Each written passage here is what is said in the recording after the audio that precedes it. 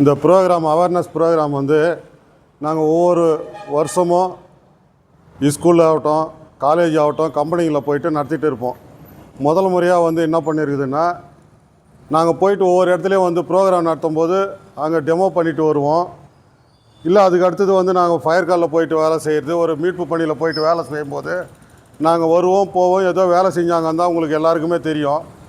இந்த அளவுக்கு ஒரு எக்யூப்மெண்ட்ஸ் வந்து ஃபயர் சர்வீஸில் எல்லாம் வச்சுருப்பாங்களா அப்படின்றது வந்து நிறைய பேருக்கு தெரியாது. இது வந்து முதல் முறையாக டிஜிபி வந்து எங்களுக்கு வந்து உத்தரவு போட்டு என்ன பண்ணியிருக்கிறாங்கன்னா, பொதுமக்களை வந்து நிலையத்திற்கே வர வச்சு, ஸ்டேஷனில் வர வச்சு இந்த எக்யூப்மெண்ட்ஸ் எல்லாம் அவங்களும் பார்வையிடணும். அவங்களுக்கு வந்து இந்த வேலையை வந்து எப்படியெல்லாம் செய்கிறாங்க அப்படின்றது வந்து ஒரு டெமோ பண்ணி காட்டணும். அதுக்கு அடுத்தது வந்து அந்த ஸ்பீச் கொடுக்கணும். என்ன ப்ரோக்ராம் அப்படின்னா, தீயணைப்புத்துறை சார்பில் விழிப்புணர்வு கல்வி கற்றுக்கொள்ளுங்கள் தீ பாதுகாப்பின் அடிப்படைகள் என்ற தலைப்பில் வந்து எல்லாருக்குமே வந்து இந்த கிளாஸ் நடந்துங்குது. நேற்று இன்றைக்கி 2 நாள் இது ப்ரோக்ராம் நம்ம செய்யாரில் மட்டும் இல்லை, தமிழ்நாடு ஃபுல்லாக எல்லா ஸ்டேஷன்லையும் இது நடக்குது. நேற்று காலையில் 10லேருந்து 11 மணிக்கு, அப்புறம் 12லேருந்து 1, 4 to 5. இன்றைக்கும் காலையில் 10 to 11 முடிஞ்சுது, அப்புறம் 12 to 1 முடிஞ்சுது. இன்றைக்கி நடக்கிறது வந்து கடைசி கிளாஸு 4 to 5 இது டைம். நமக்கு இந்த தீயணைப்புத்துறையினுடைய முக்கிய நோக்கமே வந்து பொதுமக்களுக்கு வந்து இந்த அவேர்னஸ் ப்ரோக்ராமை வந்து தெரிவிக்கணும் அப்படின்றது தான் எங்களுடைய பணி அப்படின்றது வந்து தெரிவிச்சிருக்கிறாங்க. இப்போ நம்ம டைரெக்டாக கிளாஸுக்கு போகலாம். நம்ம வந்து தீயணைப்புத்துறைன்னா வெறும் தீயணைப்புத்துறை என்ன பண்ணுவாங்கன்னா, தீ அணைக்கிறது மட்டும்தான் இவங்களுடைய வேலை அப்படின்னு எல்லாருமே நிறைய நினச்சிருப்பாங்க. தீ அணைக்கிறது மட்டும் எங்களுடைய வேலை இல்லை, மீட்பு பணின்னா ஆள் யாருன்னா கிணத்துல விழுந்துட்டாலோ, ஏரியில் நீர்நிலைகளில் ஆற்றுல யாருன்னா விழுந்துட்டாலோ, அது மட்டும் இல்லை, ஆடு மாடுகள் விலங்கினங்கள் ஏதாவது கிணத்துல குளத்தில் விழுந்துட்டாலும் அதை போயிட்டு உயிரோடு காப்பாற்றி மேலே கொண்டுன்னு வர்றதும் எங்களுடைய வேலை தான் நாங்கள் பண்ணிகிட்டு இருக்கிறோம். இப்போ ஃபஸ்ட்டு நம்ம தீயணைப்பு பணி அப்படின்றது ஃபஸ்ட்டு பார்ப்போம். தீயணைப்பு அப்படின்னாவே தீ எவ்வாறு உருவாகிறது அப்படின்னு ஒரு கொஷின் இருக்குது. தீ உருவாகிறதுக்கு 3 மூலக்கூறுகள் இருக்குது. இப்போ எல்லாம் மனசில் என்ன நினச்சிருப்பீங்க, தீ உருவாகிறதுக்கு 3 மூலக்கூறுகளா, அது என்ன பெரிய மூலக்கூறுகள் அப்படின்ற மாதிரி. தீப்பெட்டி உரசி போட்டாவே தீ உருவாக போகுது, அதுக்கு என்ன 3 மூலக்கூறுகள் அப்படின்னா, எல்லாத்துக்குமே அந்த ஃபார்முலா இருந்து தான் எல்லாம் செய்கிறோம். நாங்களும் வெளியிலேருந்து பார்க்கும்போது அது எதுவும் தெரியாது இருந்தது. இன்றைக்கி உள்ளே வரும்போது தான் அது அதனுடைய நிகழ்ச்சி என்னன்றது தெரியுது. ஒரு தீ உருவாகிறதுக்கு முக்கோணம் இருக்குது பாருங்கள், இதுதான் வந்து மூலக்கூறுகள். எரிபொருள், காற்று, வெப்பம், இது 3 இருந்தால் தான் தீயானது வந்து தொடர்ந்து எரியும். இதில் ஏதாவது ஒன்று தடைப்பட்டாவே தீயானது வந்து கட்டுக்குள்ளே அடங்கி தீயை வந்து முற்றிலும் அடைஞ்சு போயிடும். இதுதான் அது ஃபார்முலா. எரிபொருள், காற்று, வெப்பம். தீ உருவாகிறதுக்கு 3 முக்கிய மூலக்கூறுகள் இது தான். இப்போ நம்ம தீக்குச்சி இருக்குது இல்லைங்களா, தீப்பெட்டியில் இருக்கிற தீக்குச்சி வந்து எரிபொருள். அது எடுத்து உரசும் போது தீப்பெட்டியில் வெப்பம் உருவாகுது. எரிபொருள், 2வது வெப்பம், 3வது வந்து வெளிக்காற்று வந்து அதுக்கு தொடர்ந்து கிடைக்கவே தான் தீ வந்து அந்த தீக்குச்சி தொடர்ந்து எரியும். இல்லை அது காற்றே இல்லை அப்படின்னா தீயானது வந்து அணைஞ்சு போயிடும். இதான் அதனுடைய ஃபார்முலா. இதை வந்து நமக்கு வந்து ஸ்கூலில் வந்து பாடம் நடத்தும் போது டீச்சர் வந்து என்ன பண்ணுவாங்கன்னா, இதை வந்து ஒரு எக்ஸ்பெரிமெண்ட் வந்து சயின்ஸ் கிளாஸில் வந்து நடத்துவாங்க. அது எப்படின்னா, மெழுகுவத்தி வந்து ஏற்றி வச்சு கண்ணாடி குடுவை வந்து மேலே போட்டு மூடி காமிப்பாங்க. கண்ணாடி குடுவு மட்டும் இல்லை, நீங்கள் எந்த ஒரு பாத்திரம் போட்டு மூடினாலும் உள்ளே காற்று இருக்கிற வரைக்கும் தான் அந்த கேண்டிலே எரியும் மெழுகுவத்தி. அதுக்கப்புறம் தானாகவே அணைஞ்சிடும். அது நமக்கு கண் எதிர்க்க நமக்கு நல்லா தெரியணும், பார்க்கணும் அப்படின்றதுனால தான் கண்ணாடி குடுவை வந்து வச்சுருக்கிறாங்க. கண்ணாடி குடுவை வச்சோம்னா வெளியிலேருந்து பார்க்கும்போது நல்லா தெரியும் அப்படின்றதுனால தான். மெழுகுவத்தி வந்து எரிபொருள். 2வது வந்து தீக்குச்சி உரசி அதில் வைக்கும்போது ஏற்படுறது வந்து வெப்பம் ஏற்படுது. எரிபொருள் வந்து மெழுகுவத்தி, 2வது வெப்பம், 3வது அதுக்குள்ளே காற்று இருக்கிற வரைக்கும் தான், அந்த குடுவை மூடுற வரைக்கும் உள்ளே இருக்கிற காற்று இருக்கிற வரைக்கும் தான் மெழுகுவத்தியே எரியும். அதுக்கப்புறம் அது காற்று குறையும் போது என்ன ஆகுது, கொஞ்சம் கொஞ்சமாக அப்படியே எரிஞ்சு சுத்தமாக அணைஞ்சு போயிடும். இதுதான் அதனுடைய ஃபார்முலா. அதே ஃபார்முலா தான் இந்த தீ முக்கோணம்ன்றது. நம்ம இந்த தீ முக்கோணம் வந்து நம்ம சின்ன வகுப்பில் இல்லை, பிஇ என்ஜினியரிங், ஃபயர் என்ஜினியரிங் இருக்குது. இன்ஜினியரிங் படிப்புலேயே வந்து சேஃப்டி இன்ஜினியரிங் எல்லாம் இருக்குது பிஇ படிப்பில். அதுக்கும் நமக்கு எல்லா ஃபார்முலாவுக்கும் அடிப்படை வந்து பேசிக்கு முக்கோணம், இதுதான் தீ முக்கோணம் தான் இது. அதுக்கு அடுத்தது வந்து தீ உருவாவதற்கு 3 மூலக்கூறுகள் பார்த்தோம். அதுக்கு அடுத்தது தீ அணைக்கிறதுக்கு வந்து 3 வழிமுறைகள் இருக்குது. அது எப்படி அப்படின்னா cooling method, starvation method, blanket மெத்தேடுன்னு அப்படி இருக்குது 3 வழிமுறைகள். அது என்னென்னா தண்ணீர் ஊற்றி அணைக்கிறது, காற்றை தடை செய்தல், எரிபொருளை அங்கே இருக்குது எரிஞ்சிக்கிற பொருளை ரிமூவ் பண்ணிட்டோம்னா தீ அணைக்கலாம். அந்த 3 வழி தான் அது. தீ உருவாகிறதுக்கு 3 மூலக்கூறுகள், தீ அணைக்கிறதுக்கு 3 வழிமுறைகள். தீயினுடைய வகைப்பாடு வந்து 3 வகையாக பிரிச்சுருக்கிறாங்க. A class fire, B class fire, C class fire அப்படின்றது. தீ கூட இந்த மாதிரியெல்லாம் பிரித்து வைக்கிறாங்களா அப்படின்றது ஒரு கொஷின் வரும்போது தான் இதனுடைய வகை என்னான்றது வந்து சொன்ன பிறகு தான் தெரியும். அது அந்த ஏ கிளாஸ் ஃபயர் அப்படின்னும் போது ஏ கிளாஸ் தீ வந்து நம்ம எல்லாமே படிச்சிருப்போம், திடப்பொருள், திரவ பொருள், வாயு பொருள் அப்படின்னு. அந்த ஏ கிளாஸ்ன்றது வந்து திடப்பொருள், பி கிளாஸ் வந்து திரவ பொருள், சி கிளாஸ் வந்து வாயு பொருள். இதுதான் அதனுடைய திடப்பொருள், திரவ பொருள், வாயு பொருள். அதில் ஏ கிளாஸில் வந்து ஏ கிளாஸ் ஃபயர் அப்படின்னா எரிந்து சாம்பலாகக்கூடிய எல்லா பொருட்களையும் வந்து தண்ணீர் ஊற்றி அடைக்கலாம். அது வந்து ஏ கிளாஸ் ஃபயருன்னு சொல்லிட்டு நிர்ணயம் பண்ணி வச்சுருக்கிறாங்க. எரிந்து சாம்பலாகக்கூடியது அப்படின்னா மரம், காய்ந்த மரங்கள், பேப்பரு, துணிமணிகள், இன்னும் எக்ஸட்ரா என்னென்ன இருக்குதோ எரிஞ்சு சாம்பலாகி போயிது பாரு, அது அத்தனையும் வந்து தண்ணீர் ஊற்றி அணைக்கலாம்.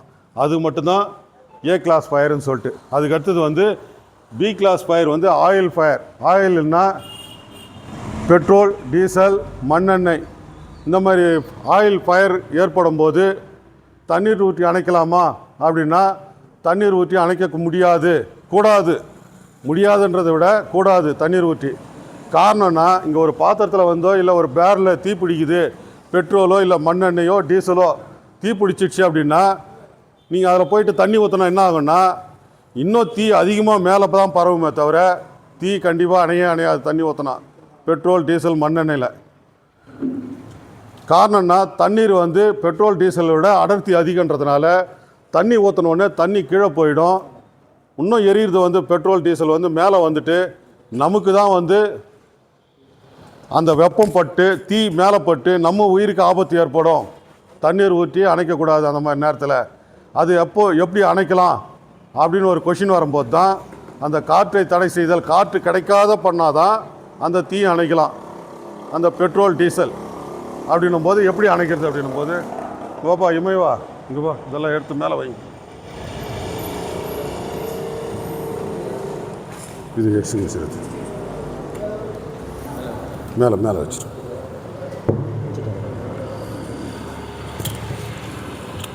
உட்கார. இது ஃபயர் எக்ஸ்டிங்விஷர், தீ அணைப்பு சாதனம்னு சொல்லிட்டு இது எல்லார் இடத்துலையும் நீங்களும் பார்த்துருப்பீங்க. பெட்ரோல் பங்க்கில், கல்யாண மண்டபம், அதுக்கு அடுத்தது வந்து கம்பெனிகளில், ஸ்கூலில், காலேஜில் எல்லா இடத்துலையும் இதில் வச்சுருப்பாங்க, மாட்டி வச்சுருப்பாங்க. நிறைய பேருக்கு எதுக்கு மாட்டி வச்சுருக்கிறாங்கன்றது தெரியாது. எப்படி அதை யூஸ் பண்ணுறதுன்றது வந்து உங்களுக்கு எத்தனை பேருக்கு தெரியும் தெரியலன்றது தெரியல. இன்றைக்கி அதை வந்து நம்ம வந்து விலைக்கு சொல்கிறதுக்காக தான் நம்ம இந்த ப்ரோக்ராம், இந்த அவேர்னஸ்ஸு, விழிப்புணர்வு. இது இப்போ பெட்ரோல் போடுற இடத்துல பங்க்கில் எல்லாம் நாங்கள் போயிட்டு கிளாஸ் எடுப்போம்.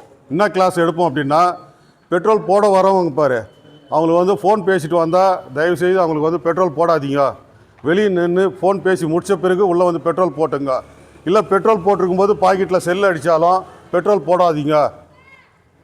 இல்லை பெட்ரோல் அதை ஆன் பண்ணாதீங்க, முதல்ல அவங்கக்கிட்ட சொல்லிவிடுங்க அப்படின்னு சொல்லிட்டு. காரணம் என்னென்னா பெட்ரோல் போடும்போது சின்ன ஒரு ஸ்பார்க் ஏற்பட்டால் கூட விபத்து ஏற்படுறதுக்கு வாய்ப்பு இருக்குது. விபத்து ஏற்பட்டுச்சுன்னா என்ன ஆகும், ஃபயர் ஆகிடுச்சுன்னா பெட்ரோல் போட வந்தவர் விட்டுட்டு ஓடிடுவார் வண்டியை. அவர் ஏன்னா உயிரை, மனித உயிர் நம்மளை காப்பாற்றிக்கணும் அப்படின்னு அவர் ஓடுவார். இப்போ பெட்ரோல் பங்கு போகிறவர் பங்கு தீ பிடிக்கக்கூடாது, அவரையும் காப்பாற்றிக்கணும், அந்த ஓனருக்கு வந்து எந்த நஷ்டம் ஏற்படக்கூடாதுன்னு அவர் வந்து முயற்சிப்பார். அந்த மாதிரி நேரத்தில் இதை எடுத்து யூஸ் பண்ணணும். இது ஆரம்ப தீ தடுப்பு சாதனம். இது தீ அணைப்பு கருவி. பெட்ரோல் பங்க்கே பெருசாக அவ்வளோ பெருசு ஃபயர் ஆச்சுன்னா இது போய் அணைச்சிடுமோ அப்படின்னா பெட்ரோல் பங்க்கே தீ பிடிச்சி எரிஞ்சிச்சுன்னா இதை கண்டிப்பாக இதை வச்சு அணைக்க முடியாது. ஏதோ சின்ன திடீர்னு ஒரு விபத்து ஏற்பட்டுச்சுன்னா உடனே எடுத்து அணைச்சிட்டோம்னா அந்த பெரும் விபத்து ஏற்படுறதை வந்து தவிர்க்கிறதுக்கு தான் இந்த ஃபயர் எக்ஸ்டிங்விஷரே தவிர இதை எடுத்த உடனே பெரும் விபத்தை அணைக்க முடியாது. இது அவர் வந்து விபத்து ஏற்பட்டு போச்சு, உடனே எடுத்து அணைக்கணும் அப்படின்னும் போது அவர் எல்லாமே இதெல்லாம் கரெக்டாக இருக்குதான்னு செக் பண்ணோம். இதில் வந்து டேப் ஒன்று ஒரு இன்சுலேஷன் டேப்பு இல்லாட்டினா செலோ டேப் ஒட்டி வச்சிடணும். எதுக்கு அப்படின்னா இதை பயன்படுத்தாத நம்ம அப்படியே வச்சுருந்தோம்னா இதுக்குள்ளே பூச்சி கூண்டு கட்டிடும். நீங்கள் இந்த ப்ளக்கெல்லாம் பார்த்தீங்கன்னு வச்சுக்க, நம்ம வீட்டில் இருக்கிற ப்ளக்கு போட்டு நம்ம ப்ளக்கு யூஸ் பண்ணாத நீங்கள் அப்படியே வச்சுருந்தீங்கன்னா பூச்சி கூண்டு கட்டுது பாருங்கள், அந்த மாதிரி கூண்டு கட்டிடும். அதுக்காக தான் டேப்பு போட்டு ஓட்டுறது. அது உள்ளே கூண்டு கட்டிட்ட பிறகு நமக்கு தேவையான அந்த ஃபயர் ஏதோ அணைக்கிறதுக்கு அந்த நேரத்தில் நமக்கு வந்து முடியாமல் போயிடும். அதுக்காக தான் டேப் ஒட்டி வைக்கிறது. இப்போ அவர் வந்து அந்த வேலையை ஆரம்பிக்கிறதுக்கு முன்னே என்ன பண்ணணும் அப்படின்னா, ஃபயர் ஆகிப்போச்சுன்னா அந்த டேப்பு உடனே பிரித்து எடுக்கணும். கரெக்டாக வந்து அந்த க்ரீன் கலரில் அந்த நீடில் இருக்குதான்னு பார்க்கணும். அந்த க்ரீன் கலரில் பாருங்கள், எல்லாருக்கும் தெரியும், சென்ட்ரலில் இருக்குது பாருங்கள் க்ரீன் கலர். அப்படி இருந்தால் தான் யூஸ் பண்ணணும் இதை. இல்லைன்னா ரெட் கலரில் அந்த நீடில் வந்து இந்த பக்கம் வந்துடுச்சுன்னா யூஸ் பண்ணக்கூடாது இது. அதுக்கடுத்தது வந்து இந்த சேஃப்டி கிளிப்புன்னு ஒன்று இருக்குது பாருங்கள். இதை வந்து இங்கே பின்னு போட்டு இது கூட மாட்டி வச்சுருப்பாங்க. நம்ம வீட்டில் இல்லை இங்கே எல்லா இடத்துலையும் வந்து மீட்டருக்கு வந்து பின்னு போட்டு மாட்டி அப்படியே பஞ்சு பண்ணி வச்சுருப்பாங்களா, அந்த மாதிரி பஞ்சு பண்ணி வச்சுருப்பாங்க. அதை வந்து எடுக்கணுன்னா ஒரு சுற்றினாவே இந்த இடத்துல கட் ஆகிடும். கட் ஆகிட்ட பிறகு அதுக்கப்புறம் எடுத்து விட்டுட்டு நம்ம வந்து இதை ஆப்ரேட் பண்ணணும். ஆப்ரேட் பண்ணுறதுக்கு முன்னே என்ன பண்ணணுன்னா இதை வந்து லேசாக ஒரு ப்ரெஸ் பண்ண உடனே பவுட்ரு வெளியே வருதான்னு சொல்லிட்டு செக் பண்ணணும். எதுக்கு செக் பண்ணுறதுன்னா, நம்மளையும் அறியாமல் டேப் ஓட்டுறதுக்கு முன்னே உள்ளே ஏதாவது பூச்சி கூண்டு கட்டிகிட்டு இருந்து நம்ம ஆப்ரேட் பண்ண நேரத்தில் பவுட்ரு சரியாக வரல, நம்ம ஃபயர் அணைக்க முடியலன்னா இந்த இடத்துல ஓப்பன் ஆகி நம்ம மூஞ்சிக்கு அடித்து நமக்கு டேமேஜ் ஆகிறதுக்கு வாய்ப்பு இருக்கும். அதுக்காக நம்ம ஆரம்பத்துலேயே என்ன பண்ணணுன்னா, தொலைவாக நின்று லேசாக ஒரு ப்ரெஸ் பண்ண உடனே அந்த பவுட்ரு வந்து வெளியே வரும். ஒயிட் கலரில் வரலாம், அதில் எப்படி பேக்கிங் பண்ணியிருக்கிறாங்கன்னு தெரியாது. இளம் மஞ்சள் நிறம் இல்லாட்டினா சந்தன சாண்டல் கலரில் உள்ளேருந்து வெளியே வரும். அது இப்போ நான் சொன்னது வந்து 5 நிமிஷமாக சொல்லிங்கிறேன். ஆனால் அவர் வந்து அந்த நேரத்தில் வந்து ஃபயர் ஆகிப்போச்சு அப்படின்னா 10 செகண்டில் இந்த வேலையை பார்க்கணும். அவர் டக்குன்னு இதில் டேப் ஓட்டிச்சுன்னா டேப் எடுக்கணும், நீடில் கரெக்டாக செக் பண்ணணும், உடனே சேஃப்டி கிளிப் எடுக்கணும், டக்குன்னு எடுத்து ஆப்ரேட் பண்ணணும். அப்படி பண்ணால் தான் அந்த விபத்து பெருசாக்காமல் தடுக்கக்கூடியது ஆரம்ப தீத்தடுப்பு சாதனம். இது எவ்வளோ நேரம் வேலை செய்யும் அப்படின்னா 1.5 நிமிஷத்துலேருந்து 1.25 நிமிஷம் தான் வேலையே செய்யும். இது ஏன்னா 1.5 நிமிஷத்தில் வந்து ஒரு பெட்ரோல் பங்க்கே இதுன்னா, பெட்ரோல் பங்க்கு அதிகமாக தீ பிடிக்காமல் அளவுக்கு தடுக்கக்கூடிய வல்லமை வாய்ந்த ஒரு தீயணைப்பு கருவி. இது பெருசாக்காமல் தீயை வந்து பெருசாக்காமல் தடுக்கக்கூடிய ஆரம்ப தீத்தடுப்பு சாதனம் தான் இது. இது எடுத்து யூஸ் பண்ணுறாரு. அப்பவும் பெருசாகி போச்சு. இல்லை இது பதட்டத்தில் இந்த டேப் எடுக்கிறதுக்கோ இல்லைன்னா அவர் வந்து அதை நீடில் கவனிக்கிறதுக்கோ இல்லை சேஃப்டி கிளிப் ஓப்பன் பண்ணுறதுக்கு டைமிங் எடுத்துகிட்டு டைம் ஆகிடுச்சு 10 செகண்ட்லேருந்து 20 செகண்ட் ஆகிடுச்சுன்னா விபத்து வந்து பெருசாகிடும், பரவிடும். பெட்ரோல் ஆச்சே. சரி, அந்த மாதிரி நேரத்தில் வந்து என்ன பண்ணலாம் அப்படின்னா, அடுத்தது என்ன பண்ணுவார், அதிகமாகிட்ட பிறகு அவர் தப்பிச்சு வெளியே வரதான் பார்க்கார். மனித உயிர் வந்து விலை மதிக்க முடியாது. எல்லாருக்கும் வந்து நம்மளை காப்பாற்றி வெளியே போகணும் தான் எல்லாருமே மனசில் எல்லோரும் நினைப்போம். அதை அப்போ அந்த மாதிரி நேரத்தில் என்ன பண்ணுவார், அவர் வெளியே போயிட்டார். அதுக்கடுத்தது ஃபோன் பண்ணுவார் ஃபயர் சர்வீஸுக்கு, நம்ம இந்த இடத்துல பெட்ரோல் பங்கு தீ பிடிச்சிச்சு, உடனே வாங்க அப்படின்னு சொல்லிட்டு.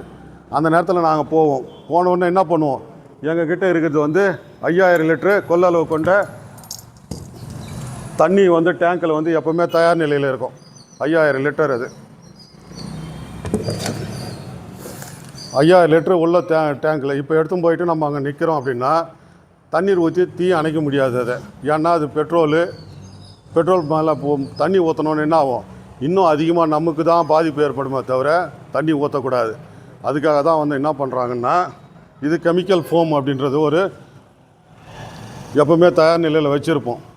இது எப்படி இருக்கும், எப்படி ஆகும் அப்படின்னா, நம்ம வந்து துணி துவைக்கிறதுக்காக சோப்பு கரைசல் வந்து பக்கெட்டில் போட்டோ இல்லை அன்னக்குள்ளே போட்டோ ஒரு டைல்யூட் பண்ணிவிட்டு நம்ம பண்ணோன்னே என்ன ஆகும், தண்ணி கீழே நிற்கணும், பப்புள்ஸாக மேலே வரும் இல்லைங்களா பக்கெட்டில், அந்த மாதிரி ஏற்படும்.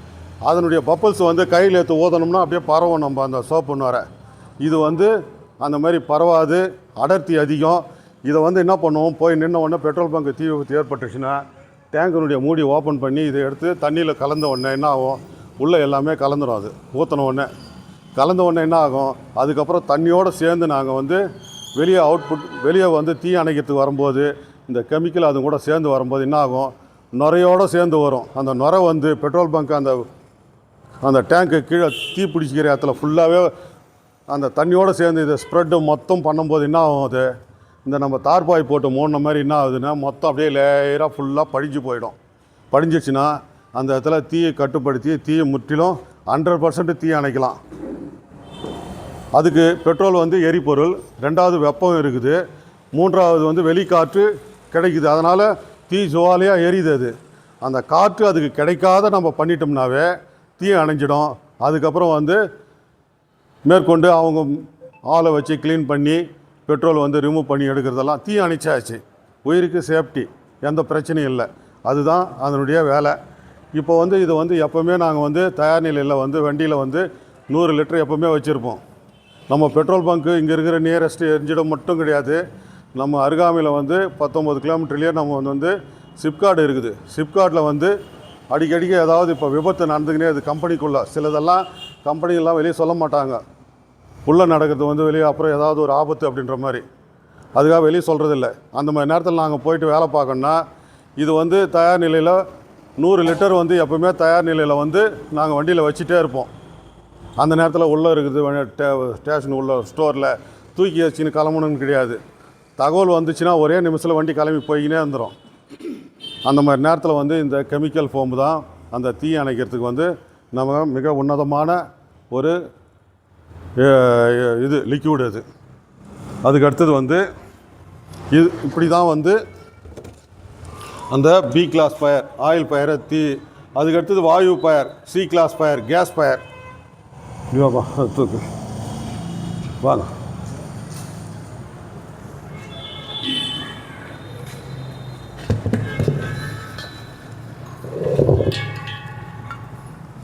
இது சி கிளாஸ் ஃபயருக்கு யூஸ் பண்ணுற நம்ம இன்றைக்கி வந்து அந்த எரிவாயு சிலிண்டரை வந்து நம்ம யூஸ் பண்ணிகிட்டு இருக்கிறோம். அதான் சி கிளாஸ் ஃபயர், வாயு தீ விபத்து அப்படின்னு பிரிச்சிருக்கிறாங்க. இதுக்கு சிகப்பு வர்ணம் போட்டு நம்ம பூசி வச்சுருக்கிறோம். சிகப்பு வர்ணம் எதனுடைய அறிகுறினா அபாயம், டேஞ்சர், அதனுடைய இது ஒரு அணுகுண்டுக்கு சமமான ஒரு பொருள். இது லேசுப்பட்டதுன்னு நினைக்காதீங்க, அணுகுண்டுக்கு சமமானது. நம்ம வீட்டு சமையல் கூடத்தில் வச்சுருக்கிறோம், நம்ம வீட்டுக்குள்ளே.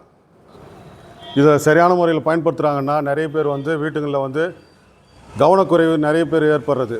அதுக்காக கவனக்குறைவு ஏற்பட்டுச்சு அதனால் எல்லார் வீட்லேயும் சிலிண்டர் வச்சிடணும்னு கிடையாது. இந்த சிலிண்டர் எடுத்த உடனே வெடிக்கவே வெடிக்காது. மனசில் எல்லாரும் பதிவு வைங்க, 100% அவ்வளோ சீக்கிரம் வெடிக்காது. எப்போ வெடிக்கும் அப்படின்னா இது வந்து 300 டிகிரி சென்டிகிரேடில் வந்து தயார் பண்ணது. இது அந்த 300 டிகிரி அழுத்தம் அது வந்து தாங்க முடியாத நிலைமை ஏற்படும் போது தான் அப்போ தான் அந்த வெடித்து செதறதுக்கு வந்து வாய்ப்பு. அப்போ எப்போ வெடிக்கும் அப்படின்னா ஒரு குடிசை வீட்டில் இருக்குது, அந்த வீட்டில் கேஸ் உபயோகப்படுத்துகிறாங்க, வீட்டில் யாரும் ஆள் இல்லை, கதவு பூட்டிட்டு வெளியே போயிட்டாங்க, வெளியே ஊருக்கு போயிட்டாங்க, இல்லை வேலைக்கு போயிருக்கலாம், விபத்து ஏற்பட்டு போச்சு, ஃபயர் ஆகி போச்சு. இப்போ நாங்கள் போயிட்டு அந்த இடத்துல வேலை பார்க்குறோம், உள்ள சிலிண்டர் இருக்குதா இல்லையான்னு வீட்டுக்காருக்கு தான் தெரியும், பக்கத்து வீட்டுக்கு தெரியாது. சில நேரத்தில் அந்த மாதிரி போயிட்டு வேலை செய்யும்போது கூட வெடிச்சிருக்குதாங்க. ஏன்னா அந்த ஓலை, பணம், கழிகள், மூங்கில்கள் எல்லாம் வந்து எரிஞ்சு இது மேலே விழுந்தும் போது என்ன ஆகுதுன்னா இது சூடு ஏறுது. அந்த 300 டிகிரி அழுத்தம் தாங்க முடியாத அளவுக்குன்னும் போது தான் அந்த நேரத்தில் வெடிக்கும். அது வரைக்கும் உள்ளே அது வெடிக்காது. அது சூடு அது மேலே ஏறல, ஒரு பக்கமாக இருக்குது, இது மேலே எந்த ஒரு மரம் செடி இது உள்ளே விழலை அப்படின்னா இது அவ்வளோ சீக்கிரம் வெடிக்காது. அதில் வெடிக்கிறதுல வந்து 2 வகையாக இருக்குது. இந்த ரிங்கு மட்டும் அப்படியே தூக்கி டாப் மட்டும் தூக்கின்னு வெளியே போவோம், மேலே அப்படியே பனைமரம் உயரத்துக்கு மேலே போவோம், அப்படியே ரிங்கு சுற்றிக்கினே பறக்கும். அது இதெல்லாம் நாங்கள் கண்கூடாக பார்த்துருக்குறோம் போயிட்டு வேலை செய்யும்போது. அந்த மாதிரி ரிங்கு மாதிரி அடித்து மேலுக்கு போகும்போது உயிருக்கு எந்த ஆபத்தும் கிடையாது. பக்கத்தில் இருக்கிறவங்களுக்கு கூட எதனா காயங்க எதனா ஏற்படலாமே தவிர உயிருக்கு எந்த ஆபத்தும் கிடையாது. சில நேரத்தில் வந்து அதிகபட்சம் 4 பக்கம் வெடித்து சேதறம் இது சிலிண்ட்ரு. அந்த நேரத்தில் வந்து யாருமே உள்ளே இருக்கணும், ஒருத்தரையும் காப்பாற்ற முடியாது. வீட்டுக்குள்ளே இருந்தாலோ பக்கத்து ரூமில் இருந்தாவோ பக்கத்தில் இந்தாண்ட பக்கம் பக்கத்தில் இன்னொரு பில்டிங்கில் இருக்கிறாங்க, எல்லாமே பில்டிங் கொலாப்ஸ் ஆகும். அந்த சூட்டினுடைய தாக்கம் தாங்க முடியாத அளவுக்கு போகும்போது தான் அது வெடிக்கும். வீட்டில் சாதாரண நேரத்தில் சமையல் பண்ணும்போது டியூப் ஓப்பன் ஆகிடுச்சு, இந்த இடத்துல வந்து கேஸ் ஆகிடுச்சு, லீக்கேஜ் ஆகிடுச்சு, இந்த இடத்துல வந்து எரியுது அப்படின்னா அந்த நேரத்தில் இது வந்து சிலிண்டர் வெடிச்சிடாது. அதுக்காக தான் நம்ம சொல்கிறோம், அந்த ஈர கோணிப்பை போட்டு கோணிப்பை எடுத்து நினச்சி டியூப்பு மேலேயோ இல்லை சிலிண்டர் மேலேயோ போட்டு மூடிட்டோம்னா தீ அணைஞ்சிடும். கேஸ் மட்டும் கண்டினியூவாக வந்துன்னு இருக்கும், தீ மட்டும்தான் அணையும். அதுக்கப்புறம் ஃபயர் சர்வீஸுக்கு ஃபோன் பண்ணுறதோ இல்லை கேஸ் ஆஃபீஸுக்கு ஃபோன் பண்ணுறதோ, அதுக்கப்புறம் தகவல் சொல்லி வந்து பார்ப்பாங்க. இது வந்து நாங்கள் இப்போ இங்கே யூஸ் பண்ணுறதுக்கு, இங்கே டெமோ பண்ணுறதுக்காக கைட்டி எடுத்துன்னு வந்திருக்கிறோம். சில நேரத்தில் இந்த ஸ்டவ்வில் போட்டு நம்ம பொருத்தி வச்சுருக்கிறோம் இல்லையா, இந்த ஸ்டவ்வில் சில நேரத்தில் இந்த ஓப்பன் ஆகி வர்றதுக்கும் வாய்ப்பு இருக்குது. சமையல் பண்ணுற நேரத்தில் நம்ம என்ன பண்ணுவாங்க, இந்த நேரத்தில் சிலிண்டர் கீழே இருக்கும், டியூப் இந்த பக்கம் நகர்த்தி இருக்கும்போது 4 அடியில் கொஞ்சம் கொஞ்சமாக தேஞ்சி ஓரம் வரும்போது லூஸ் ஆகிறதுக்கு வாய்ப்பு இருக்குது. அந்த நேரத்தில் வந்து வெளியே வந்துச்சுன்னா நம்ம சமையல் பண்ணும்போது பர்னரில் பட வேண்டிய ஒரு தீயானது வந்து ஓப்பன் ஆகிடுச்சுன்னா இது இந்த இடத்துல தீ பிடிக்கிறதுக்கு வாய்ப்பு உண்டு. கேஸ் மொத்தமே இங்கே வந்துடும். கேஸ் அந்த பக்கம் மொத்தமாக வரும்போது என்ன ஆகுன்னா, பர்னரில் வந்து நமக்கு தேவையான அளவுக்கு மெலிசாக வச்சுக்கலாம், சிம்மு அதிகம் வச்சுக்கிறதுக்கு அந்த வசதி இருக்குது. இது ஃபுல்லாகவே கேஸ் வரும்போது என்ன ஆகுன்னா, இந்த டியூப்பில் தீ பிடிச்சிச்சு அப்படின்னா 4 பக்கம் என்ன ஆகும், இந்த பக்கம் தூக்கி அடிக்கும். நீ டியூப்பே பிடிக்க முடியாத அளவுக்கு போய் அடிக்கும். நீங்கள் ஒன்றும் இல்லை, தைரியமாக போயிட்டு ஒன்று ரெகுலேட்டர் ஆஃப் பண்ணலாம். சிலிண்டர் அந்த நேரத்தில் தான் நம்ம வந்து பதட்டம் இல்லாத செய்யணும். சிலிண்டர் நான் இப்போ கூட சொல்கிறேன் வெடிக்காது. போயிட்டு கேஸ் சிலிண்டர் ஆஃப் பண்ணிட்டீங்க, ரெகுலேட்டர் ஆஃப் பண்ணிட்டா எரியிறது வந்து நின்றுடும், கேஸ் வர்றதும் நின்றுடும், பாதுகாப்பாக இருக்கலாம். சரி, அதெல்லாம் எதுவும் தெரியல அப்படின்னா ஏதாவது ஒரு கோணிப்பை எடுத்து தண்ணியில் நினச்சி டியூப்பு போட்டு காலில் மெரிச்சு கூட அது மேலே போட்டு நீ கோணிப்பை அழுத்தி விட்டுட்டிங்கன்னா, இந்த இருக்குது கீழே டியூப் இருக்குதுன்னா அதில் போட்டு அழுத்திட்டிங்கன்னா எரியிறது வந்து நின்றுடுமே தவிர கேஸ் வந்துன்னு இருக்காங்க. இங்கே ரெகுலேட்டர் ஆஃப் பண்ணால் தான் கேஸ் வராது நிற்குமே தவிர, அந்த இடத்துல எரியிறது நின்றுடும், கேஸ் மட்டும் வந்திருக்கும். நம்ம அது போதுமே, கேஸ் வந்தால் பரவாயில்ல. எரியிறது வந்து எரிஞ்சு விபத்து ஏற்பட்டுச்சுன்னா நமக்கு உயிருக்கு ஆபத்து இல்லை, 100% நம்ம சேஃபாக ஆகிட்டோம், எரியிறது அணைச்சிட்டோம் அப்படின்னு வந்து நம்ம சந்தோஷமாக இருந்துக்கலாம். அதுக்கு அடுத்தது வந்து ஃபயர் சர்வீஸ் சொல்லியோ கேஸ் ஆஃபீஸ் சொல்லியோ இல்லை நம்ம வீட்டில் இருக்கிறோம் தைரியமாக இந்த சிலிண்டர் தூக்கி போயிட்டு இந்த மாதிரி காற்றோட்டமாக இருக்கிற இடத்துல வெளியோ ரோட்லேயோ இல்லை தோட்டத்து பக்கம் வச்சுட்டா நமக்கு எந்த பிரச்சனையும் கிடையாது. அந்த மாதிரி நேரத்தில் சில நேரத்தில் இப்போ உங்களுக்கு ஒரு கொஷின் இருக்கும், யாரும் கேட்கல, ரெகுலேட்டர்லேயே தீப்பிடிச்சி எரியும். டியூப் இப்போ சொன்ன இவ்வளோ நேரம் ரெகுலேட்டரில் இங்கேயே தீப்பிடிச்சி எரியும், மெல்ட் ஆகிடும். நீங்கள் வெளியே வந்து யாருன்னா கத்தி கூப்பிட்றதுக்குள்ளே தீப்பிடிச்சிக்கும். உள்ளே சமையல் பண்ணிக்கிறாங்க அம்மா, என் வீட்டில் சிலிண்டர் தீப்பிடிச்சிச்சு அப்படின்னு தான் வெளியே ஒடியாருவாங்க. அந்த நேரத்தில் என்ன ஆகும், அது மெல்ட் ஆகிடும். வெளியே வந்து கூட்டும் போகிறதுக்குள்ளே எல்லாமே பிளாஸ்டிக்கு மெட்டல் இது. அந்த நேரத்தில் என்ன பண்ணோன்னா, அதே சொன்னோம் பாரு, கோணிப்பை போட்டு இது மேலே போட்டு மூடி விட்டோம்னாவே தண்ணியில் நினச்சி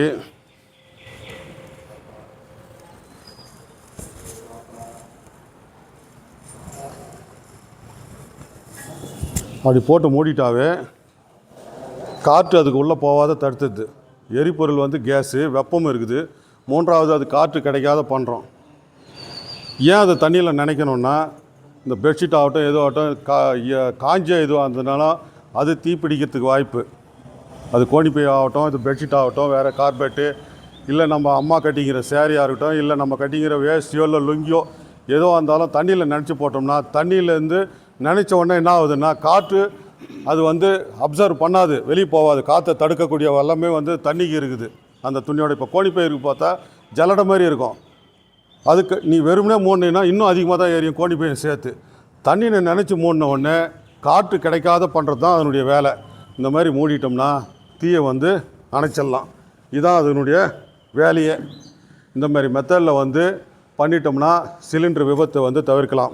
அதுக்கு அடுத்தது வந்து வீட்டில் நீங்கள் எல்லோரும் இப்போ லேடிஸுங்க யாரும் இல்லை, காலையில் நிறைய பேர் இருந்தாங்க, நேற்று நிறைய பேர் இருந்தாங்க லேடிஸுங்க தான். சமையல் பண்ணி முடித்த உடனே நிறைய பேர் வந்து இந்த ரெகுலேட்டர் ஆஃப் பண்ணுறது கிடையாது. நீங்கள் வீட்டில் சொல்லுங்கள். விபத்து நடக்கிறதுக்கு முக்கிய காரணமே இந்த ரெகுலேட்டரு சமையல் பண்ணி முடித்த உடனே ஆஃப் பண்ணாததுனால தான் டியூப் வழியாக வர கேஸு லீக்கேஜ் ஆகிறதோ இல்லை இங்கே ஏதாவது ஓப்பன் ஆகிறதுக்கோ முக்கிய காரணம் வந்து சமையல் பண்ணி முடித்த உடனே இந்த கேஸ் ரெகுலேட்டர் ஆஃப் பண்ணுறது கிடையாது. எல்லாருமே சொல்லுவாங்க, என்ன சொல்லுவாங்க, நான் தான் ஸ்டவ்வில் ஆஃப் பண்ணிட்டேனே அப்புறம் ஏன் இங்கே ஆஃப் பண்ணணும்னு சொல்லிட்டு அவங்களுடைய மனசில் பதிஞ்சுது. அவங்க சொல்கிறாங்க கேஸ் ஆஃப் பண்ணிட்டா கூட இங்கே ரெகுலேட்டர் வழியாக வரும்போது என்ன ஆகுது, இதனுடைய தாக்கம் ஃபுல்லாக எந்த நேரமும் ஃபுல்லாகவே இதில் கேஸ் இருந்துக்கினே இருக்கும். சமையல் பண்ணும்போது நம்மளுடைய துரதிர்ஷ்டம் சூடான பொருள் பட்டோ இல்லை ஏதாவது எலி கடிச்சோ டேமேஜ் ஆச்சுன்னா இந்த இடத்துல இருந்து கேஸ் வெளியே வந்துடுச்சுன்னா அங்கே பர்னருக்கு போகிற வேண்டிய கேஸ் வந்து இங்கே ஓப்பன் ஆகிடுச்சுன்னா இங்கே தீ பிடிக்கிறதுக்கு வாய்ப்பு இருக்குது. அப்போ என்ன சொல்லுவாங்க வீட்டில் கூட, கேஸ் என் வீட்டில் தீ பிடிச்சிச்சு, சிலிண்டர் வெடிச்சிச்சு அப்படின்னு தான் வெளியே ஓடியாரோம். ஏன்னா அது பதட்டம், அது எதனால் நடந்துச்சுன்னு அவங்களுக்கும் தெரியாது. அதுக்காக தான் சமையல் பண்ணி முடிச்ச உடனே கேஸு ரெகுலேட்டர் ஆஃப் பண்ண சொல்கிறது. அதுக்கு அடுத்தது வந்து சமையல் பண்ணதுக்கு துவங்கிறதுக்கு முன்னே எல்லோரும் சொல்லுங்கள், நிறைய பேர் அது வந்து செய்கிறது கிடையாது. லைட்ரு ஆகட்டும், தீப்பெட்டி ஆகட்டும் பக்கத்தில் எடுத்துன்னு வந்து வச்சு அதுக்கப்புறம் எது ஒன்று ஆன் பண்ணி சமையல் பண்ண துவங்க சொல்லுங்கள். காரணம் என்னென்னா, நிறைய பேர் வந்து ஸ்டவ் வந்து ஆன் பண்ணிவிடுவாங்க. நான் இப்போ ஆன் பண்ண உடனே அதுக்கப்புறம் தான் தேடுவாங்க, லைட்ரு ஆகட்டும் தீப்பெட்டி ஆகட்டும். அந்த நேரத்தில் அது தேடி எடுத்துன்னு வந்து இங்கே ஆன் பண்ணுறதுக்குள்ளே என்ன ஆகும், கேஸ் வெளியே வந்துக்கினே இருக்கும். கேஸ் வெளியே வந்தோடனே அவங்க நின்றுட்டு சமையல் பண்ணுற இடத்துல அது பார்த்துன்னு வச்சுக்கோ, 2 வருஷம் ஆகிருக்கும், 3 வருஷம் ஆகிருக்கும். லைட்ரு டக்கு 4 தடவை 5 தடவை அடித்து 6ஆவது தடவை தான் அது வந்து ஃபயர் ஆகும். ஃபயர் ஆகி அதுக்கப்புறம் தான் அது பர்னரில் தீ பிடிக்கும் போது என்ன ஆகும், அதுக்குள்ளே கேஸ் வந்து எல்லாமே பரவி இருக்குது. நம்ம வேலை செய்யும்போது அம்மாவோ இல்லை வீட்டில் ஒய்ஃபோ இல்லாட்டினா தங்கச்சியோ இல்லை பொண்ணோ இல்லை பெரியம்மாவோ சித்தியோ யாரோ ஒருத்தர் சமையல் பண்ணும்போது என்ன ஆகுது, சேலையில் தீ பிடிக்கிறதுக்கு வாய்ப்பு ஏற்படும். கேஸ் எல்லாம் பரவி போச்சு, வெளியே கிளம்பிடுச்சு. நம்ம இது தேடி எடுத்துன்னு வரத்துக்குள்ளே அந்த மாதிரி ஒரு சின்ன குறைகள் வந்து நிறைய ஏற்படுது வீட்டுங்களில். அதை நீங்கள் தவிர்க்கிறதுக்கு வீட்டில் கம்பல்சரி சொல்லுங்கள். இந்த சமையல் பண்ணி முடித்த உடனே ரெகுலேட்டர் ஆஃப் பண்ணிட்டுனா 90% இதில் சிலிண்டரில் வந்து விபத்து ஏற்படுறது குறைவு. மீதி இருக்கிற இது வந்து இந்த மாதிரி சின்ன குறைகள். என்னென்ன குறைகள் இப்போ சொன்ன பாரு, லைட்ரு வந்து பக்கத்தில் எடுத்து வச்சுன்னு வேலை பார்க்கணும். அதுக்கு அடுத்தது வந்து பால் ஏதாவது வந்து பொங்க வச்சாலோ இல்லை அரிசி ஒலை வச்சுட்டு வெளியில் போயிட்டு ஏதோ பேசுகிறதோ இல்லை வேறு ஏதோ காய் கட் பண்ணிட்டு வெளியே உக்காந்துருப்பாங்க. நேரடியாக பார்த்துன்னு இருக்க முடியாது. அப்படி வச்சுட்டு இந்த பக்கம் வெளியில் உக்காந்துருப்பாங்க. அந்த நேரத்தில் பால் பொங்கி பர்னர் மேலே விழுந்து என்ன ஆகும், தீ அணைஞ்சிடும். கேஸ் மட்டும் வந்துக்கினே இருக்கும். இப்போ அவங்க என்ன பண்ணுவாங்க, தெரியாமல் உள்ளே போயிட்டு மறுபடியும் நான் பற்ற வச்சுட்டு வந்தேன், நல்லா பால் பொச்சிச்சு, அதுக்குள்ளே தீ அணைஞ்சி போச்சு எப்படி அப்படின்னு சொல்லிட்டு பார்த்தோன்னே அப்பவும் பார்த்து அவங்களுக்கு வந்து அந்த அறியாமல் டக்குன்னு என்ன பண்ணோம், எடுத்து கேஸ் பற்ற வைக்கணும் தான் போவோம். அப்போது அது வரைக்கும் கேஸ் பரவிடுச்சு. அது அப்பவும் விபத்து ஏற்பட்டு நமக்கு வந்து பாதிப்பு ஏற்படக்கூடிய ஒரு நிலைமை ஏற்படும். சரி, விபத்து ஏற்பட்டுச்சு, துணியிலே ஆகட்டும், நம்ம போட்டுக்கிற சட்டை இல்லை ஒரு சுடிதார் லேடிஸ் போடுறவங்க இல்லை அம்மா கட்டிக்கிற சேரியோ தீ ஊற்றி ஏற்பட்டுச்சுன்னா வெளியில் ஓடி எனக்கு தீ பிடிச்சிச்சேன்னு சொல்லிட்டு பதட்டம் போடக்கூடாது. ஒன்று குளிர்ந்த தண்ணி இருந்துச்சுன்னா எடுத்து ஊற்றிக்கணும். அந்த வாழை மட்டை காய்ச்சி விட்றது இல்லை இங்கு ஊற்றுறதெல்லாம் இன்றைக்கி மருத்துவ ரீதியாக அதெல்லாம் தவறான செயல். தண்ணி ஊற்றின பிறகு மருத்துவர்களிடம் போகிறது பெஸ்ட்டு. சரி, அதிகமாக தீ பிடிச்சி போச்சு அப்படின்னா இங்கே வாப்பா,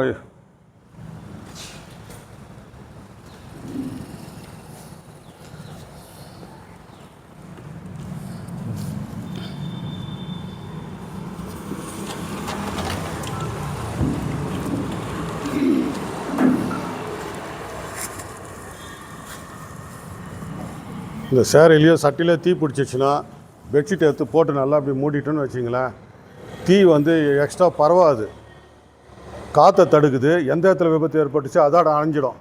இந்த இடத்துல பிடிச்சிச்சு, இந்த இடத்துல பிடிச்சிச்சின்னா அந்த ஏதாவது அப்படியே வந்து நைலான் துணியோ இல்லை வேறு ஏதோ காட்டன் துணியோ அப்படியே ஒட்டிட்டு நம்ம போய்ட்டு மருத்துவமனையில் போய்ட்டு ட்ரீட்மெண்ட் எடுத்துக்கலாம் டாக்டர்கிட்ட. நீங்கள் ஓட என்ன ஆகும், இன்னும் அந்த காற்று பட்டு என்ன ஆகும், இன்னும் அதிகமாகி உயிரிழப்புக்கு ஏற்படுறதுக்கு ஒரு சூழ்நிலை வந்துடும். 2 நாள் நீங்களாம் அந்த மாதிரி கொளுத்திட்டு இல்லைன்னா ஃபயர் ஆயிடுச்சுன்னா 4 நாள் நல்லா நம்ம நேற்று கூட போய் பார்த்து பேசிட்டு வந்தோம் அப்படின்வாங்க. மறுநாள் பார்த்தா ஆள் இருக்க மாட்டான். அவனுடைய உடம்பு வந்து மொத்தம் அந்த ரத்த நாளங்களெல்லாம் மொத்தம் எரிஞ்சு உயிரிழப்பு ஏற்படும். இந்த மாதிரி நேரத்தில் இது மாதிரி பொழுத்திடணும். இல்லாட்டினா படுத்து கீழே 2 உருண்டு உருட்டிட்டாவே தீ அணைஞ்சிடும். நீ உருளும் போது அப்படியே ஒட்டிக்கிச்சுன்னா கூட பரவாயில்ல, தீ ஒட்டிக்கிச்சுன்னா துணியோடு சேர்ந்து ஒட்டி எரியிறது அணைஞ்சி போச்சு. அதுக்கப்புறம் டாக்டர்கிட்ட போய்ட்டு ட்ரீட்மெண்ட் எடுத்துக்கலாம். இந்த மாதிரி மெத்தடில் தான் வந்து நம்ம இந்த கிளாஸினுடைய முக்கிய நோக்கமே அந்த அவேர்னஸ் வந்து விழிப்புணர்வு வந்து கொடுக்கணும் பொதுமக்களுக்கு அப்படின்னு தான் இந்த கிளாஸ் எடுத்துருப்பாங்க. கீழே உருளலாம், இல்லைன்னா பெட்ஷீட் எடுத்து போய்த்திக்கணும், அந்நேரத்துக்கு தண்ணியில் போட்டு நினச்சி போய்த்திக்கணும்லாம் டைம் கிடையாது. முதல்ல நம்ம எடுத்து போய்த்திக்கலாம். அதை நம்ம சிலிண்டர் எதனா கேஸ் லீக்கேஜ் ஆகும்போது தான் தண்ணியில் போட்டு இது பண்ணலாம். அப்போ நம்ம நல்லா இருக்கிறோம். இல்லை நம்ம எதிர்க்கு வரவங்கள கூட நம்ம பார்க்கணுன்னா தீ பிடிச்சிட்டு ஒடியாரவங்கள நேரடியாக போயிட்டு நம்ம அவங்களுக்கு இந்த உதவி பண்ணக்கூடாது. ஒடியாராங்கன்னா சைடில் ஒதுங்கி நின்று தான் எதுவாக இருந்தாலும் அவங்களுக்கு செய்யணும். அவங்களுடைய தாக்கம் வந்து உடம்பு வந்து தீ பிடிச்சிச்சின்னா அவங்க என்ன பண்ணுவாங்க, நம்மளை சேர்த்து தான் கட்டி பிடிப்பாங்களே தவிர, நிஜமாக நேரடியாக தான் கட்டி பிடிப்பாங்க யாராக இருந்தாலும். அப்போது அந்த தீயோட வந்து அவங்க அந்த கட்டி பிடிக்கிற அந்த இது அவங்க கையை கூட நீங்கள் எடுத்து விட முடியாது. அந்த அளவுக்கு அவ்வளோ டைட்டாக நம்மளை பிடிச்சிடுவாங்க. அதோடு நம்ம தீயோடு சேர்ந்து நம்மளை தான் நம்ம வந்து இரையாக வேண்டிய ஒரு சூழ்நிலை வரும்.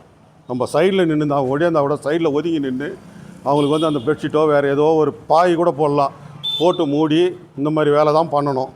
இதுதான் இந்த கேஸினுடைய விபத்துக்கு ஏற்படுறதுக்கு, இந்த தவிர்க்கிறதுக்கு, கேஸ் விபத்தை தவிர்க்கிறதுக்கு இந்த காரணம். இதுக்கு சின்ன ஒரு ஸ்லோகம் இருக்குது, 2 வரியில். எரிவாயு சிலிண்டரை சரியான முறையில் பயன்படுத்தினால் அது நமக்கு உற்ற தோழன், தவறான முறையில் பயன்படுத்தினால் அதுவே நம் உயிருக்கு யமன். இதுதான் இந்த 2 வரியில் அந்த கேஸினுடைய மொத்த இதுவும் வந்து அடங்கி போகுது. அது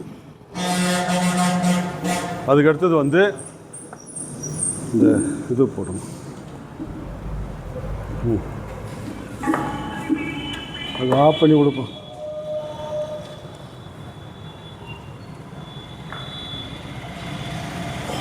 இப்போ வீடு மாடி வீடு எரியுது, இல்லை கீழே கூட ஒரு போர்ஷன் எரியுது, உள்ளே போகிறோம், தீ அணைக்கிறோம்.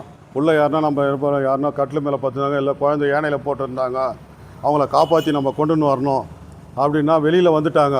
ஐயோ குழந்தை உள்ளே யானையில் படுத்துங்குது, இல்லை வயசானவங்க தூக்க முடியாத உள்ளே படுக்க வச்சுருக்கிறோமே அப்படின்னா தண்ணி நம்ம ஃபயர் ஆகி போச்சு, தண்ணி அணைச்சி வேலை முடிஞ்சிடுச்சு. உள்ளே இருக்கிறவங்களை வந்து காப்பாற்றி கொண்டோன்னா இன்றைக்கி தீயினால் வந்து விபத்து ஏற்பட்டு பலியாகிறத விட இந்த புகை வந்து மூச்சடக்கி பலியாகிறது தான் இன்றைக்கி லைஃப்பில் அதிகம். அது கீழ்க்கிற போர்ஷன் ஆகட்டும், இல்லை 2வது 3வது போர்ஷன் ஆகட்டும், அந்த இடத்துல வந்து மூச்சு அடக்கி என்ன ஆகுது, புகை பட்ட உடனே எந்த பக்கம் போகிறதுன்னு தெரியாது, புகை ஃபுல்லாக மடங்கிடும். நீங்கள் மேல் மாடியில் 4வது மாடியில் குடும்பம் இருக்கிறவங்க கூட படி நீங்கள் ஏறி வர இடம் கூட உங்களுக்கு தெரியாது, எந்த பக்கம் செவுத்தில் தடவி போகிறதுக்குள்ளே நீங்கள் மழகம் போட்டு விழுந்துருங்க கீழே. அந்த மாதிரி நேரத்தில் நாங்கள் போகிறோம், வேலை பார்க்குறோம் அப்படின்னா அந்த புகையில் நம்மளும் போயிட்டு வேலை செய்ய முடியாது. அந்த மாதிரி நேரத்தில் வந்து இது ஃபுல்லாகவே வந்து ஏர் வெளிக்காற்று. இதில் வந்து எரிவாயு சிலிண்டர் எப்படி அடக்கி வச்சுருக்கிறாங்களோ அந்த மாதிரி சுத்தமான காற்று வந்து இதில் வந்து ஃபுல் பண்ணி வச்சுருக்கிறாங்க. இதனுடைய கெப்பாசிட்டி எவ்வளோ அப்படின்னா 45 நிமிஷம் வேலை செய்யும். உள்ளே போயிட்டு 45 நிமிஷம் உள்ளே நம்ம வேலை பார்க்கலாம் இது ஃபுல்லாக இருக்கும்போது.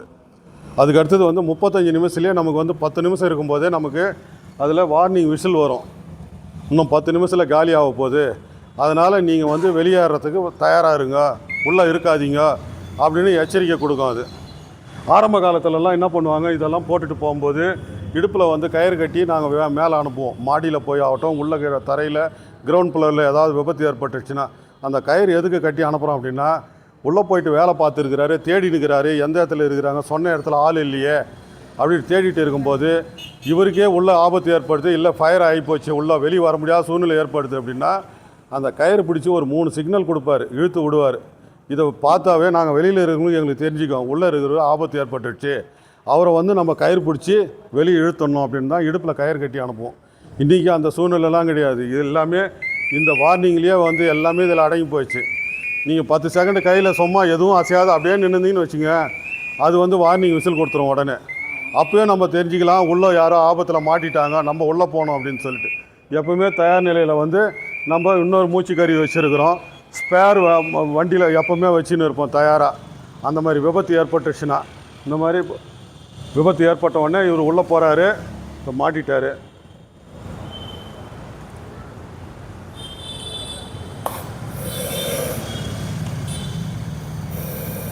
சுத்தமான காற்று ஆக்சிஜனை சுவாசிக்கிறாரு, வெளியே வந்து கார்பன் டை ஆக்சைடு வெளியே வருது. அது அந்த சவுண்டு வருது பாரு, சவுண்டு வச்சு கேட்டாவே காற்று அவர் வந்து சுவாசிக்கிறாரு. அந்த இப்போ இது மாதிரி போட்டு ஃபுல்லாக கிரீப் போட்டு மூடின உடனே இவர் வந்து சிலிண்டர் ஆஃப் பண்ணால் இவருக்கு மூச்சு தண்ணல் ஏற்பட்டு என்ன பண்ணுவார், உடனே இது பிச்சு எடுத்து வெளியே போட்டணும்னு தோணும். ஏன்னா மூச்சு தண்ணல் ஏற்படும், அவருக்கு சுவாசிக்கிறதுக்கு காற்று கிடையாது.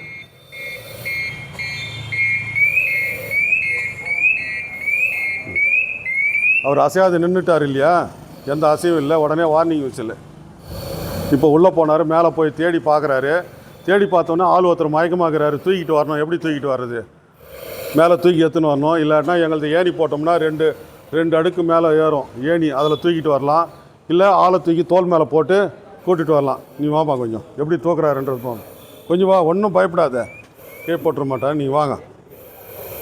எப்படி தூக்கிட்டு வருவாங்க, ஏணியில் இறக்கிறதாகட்டும், உள்ளே இருக்கிறவரை காப்பாற்றி மயக்கமாக வீழ்ந்துட்டு இருக்கிறவரை எப்படி காப்பாற்றி கூட்டின்னு வர்றாருன்னா இந்த மாதிரி மெத்தடில் உள்ளே போயிட்டு கூட்டுட்டு வரதாகட்டும், இல்லை மேலேருந்து ஏணியில் இறங்குவாங்க, இல்லாட்டினா கயிறு எடுத்து போயிட்டு கயிறில் கட்டி சேஃபாக வெளியே எடுத்துகிட்டு வருவாங்க.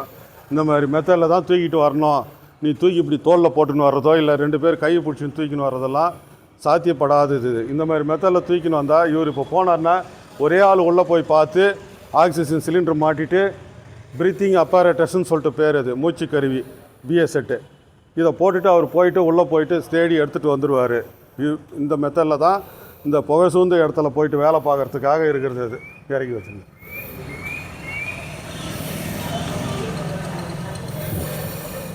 சரி, ரைட்டு.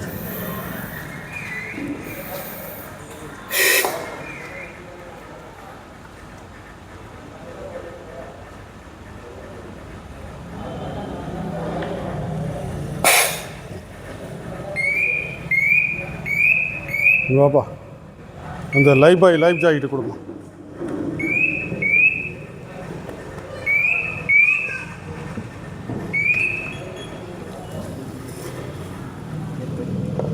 எடுத்து அவ்வளோதான் வச்சு பேப்பர்.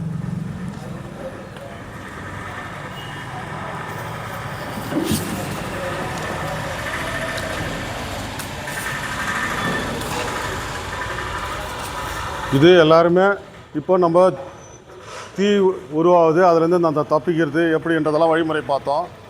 இது வந்து மீட்பு பணியில் வந்து இது வந்து எல்லாருக்கும் என்ன சொல்லுங்க பார்க்கலாம். லைஃப் ஜாக்கெட்டு இல்லைன்னா சேஃப் ஜாக்கெட்டுன்னு சொல்லலாம். சேஃபாக இருக்கணும் அப்படின்றதுக்காக எங்களுக்கு கிணத்துல இறங்கி வேலை செய்தோ, குளத்தில் எதனாவது வேலை செய்யணும், இல்லை நீர்நிலைகள் ஆற்றுல போயிட்டு வேலை செய்யணும்னா இந்த லைஃப் ஜாக்கெட்டு லைஃப் பாய் வந்து எங்களுக்கு வந்து அத்தியாவசியம். இது இல்லைன்னா நாங்கள் வேலையே செய்ய முடியாது. நம்ம எல்லாதான் நமக்கு வந்து ஸ்டெமினா பவர் இருந்து நீச்சல் தெரிஞ்சு எல்லாருக்கும் தெரிஞ்சால் கூட எவ்வளோ நேரம் தண்ணியில் இருந்து ஒரு வேலை பார்க்க முடியும். மூச்சு திணறல் ஏற்படும். இப்போ மாடு கிணத்துல விழுந்து போச்சு, அது மாடு கயிறு கட்டணும் அப்படின்னா நம்ம நீச்சல் அடிக்க முடியுமா? மாட்டுக்கு கயிறு கட்ட முடியுமா? இல்லை ஆளே உள்ளே மாட்டிட்டு இருக்கிறாரு, அவரை காப்பாற்றி வெளியே கொண்டுன்னு வரணும்னா எந்த மெத்தடில் கொண்டு வர்றது? இந்த லைஃப் ஜாக்கெட்டு போடணும், இல்லாட்டினா லைஃப் பாய் யூஸ் பண்ணணும். இந்த மாதிரி மெத்தடில் தான் வந்து ஆளை காப்பாற்றி வெளியே கொண்டு வர்றது. நீ வாமா, இதை போட்டு பார்க்கலாம். சட்டை போடுற மாதிரி போடுங்க.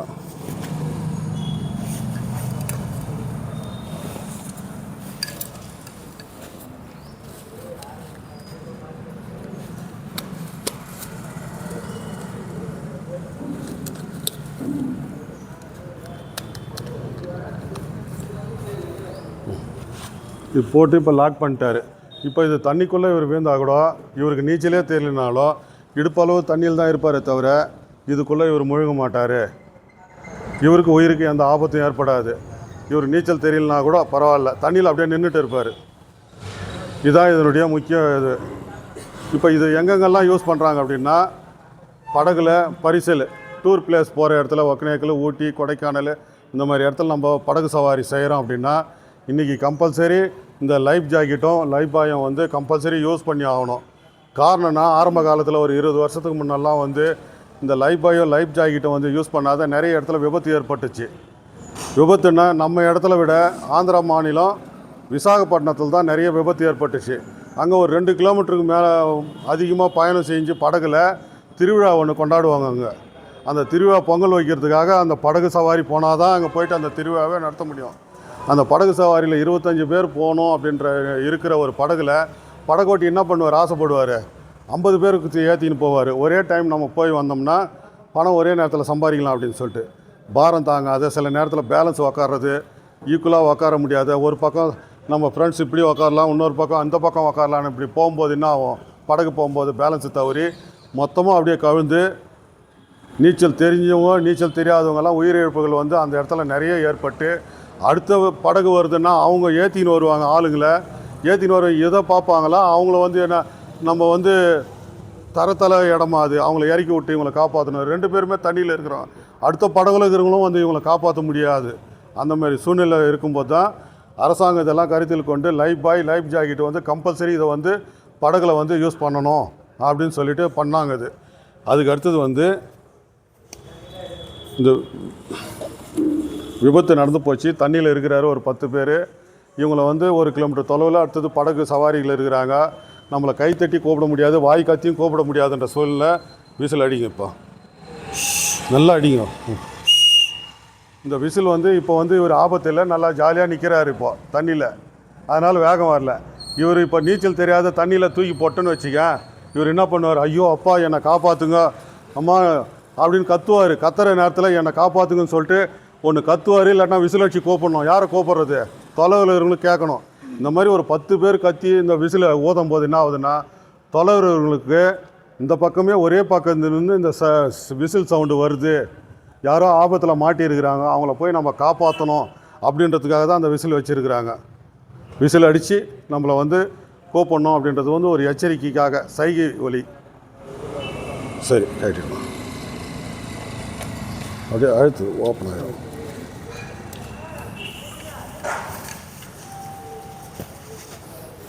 நில்லுங்க, அதுக்குள்ளே போயிடாது, உங்களுக்கு நிறைய வேலை இருக்குது.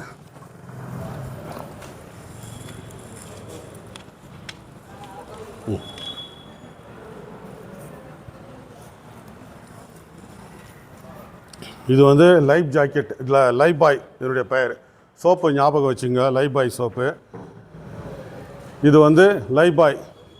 இதனால் சக்கரை மாதிரி இருக்குது, இதிலெல்லாம் போயிட்டு எப்படி காப்பாற்றுங்கன்னா, அது வந்து ஒரே ஆள் மட்டும்தான் போட்டு யூஸ் பண்ணலாம், ஒரே ஆள் தான் வந்து காப்பாற்ற முடியுமே தவிர, இதில் வந்து ஒரே நேரத்தில் 4 பேர் 5 பேர் காப்பாற்றி கரையிலேருந்து தண்ணியிலேருந்து கரைக்கு கொண்டுன்னு வரலாம்.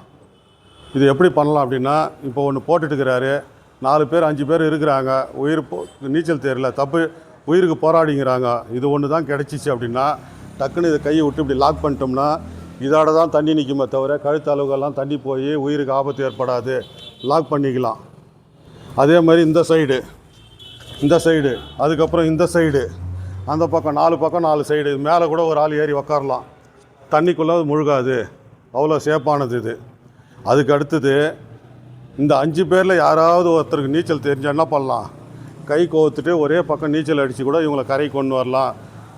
உள்ளே இருக்கும்போது 5 பேர் எப்படி ஒரு இழுத்துன்னு வருவாங்கன்னா, தண்ணியில் வந்து வெயிட் லாஸு, அவங்களுக்கு வந்து வெயிட்டே தெரியாது, இழுத்துட்டு வந்துடலாம். அதுக்கப்புறம் இந்த கையிலே ஒரே பக்கம் 1 கிலோமீட்டர் இவங்களுக்கு இழுத்துன்னு வர்றது எப்படின்னு, கை நமக்கு வந்து வலி எடுக்குதுன்னா கையை மாற்றிட்டு இந்த பக்கம் நீச்சல் அடித்து ஒரே ஆள் நீச்சல் தெரிஞ்சால் 5 பேரை காப்பாற்றி கரை கொண்டு வரலாம். எங்களுக்கு வந்து அந்த மீட்பு பணியில் மிக உன்னதமான ஒரு மீட்பு உபகரணங்கள் 2ம், லைஃப் ஜாக்கெட்டும் லைஃப் பாயும். இதை வச்சு தான் நாங்கள் வந்து எல்லா இடத்துலையும் நீர்நிலைகளில் இப்போ நாங்கள் அவ்வளோ வச்சுருக்கிறோமே லைஃப் பாய் லைஃப் ஜாக்கெட்டெல்லாம்.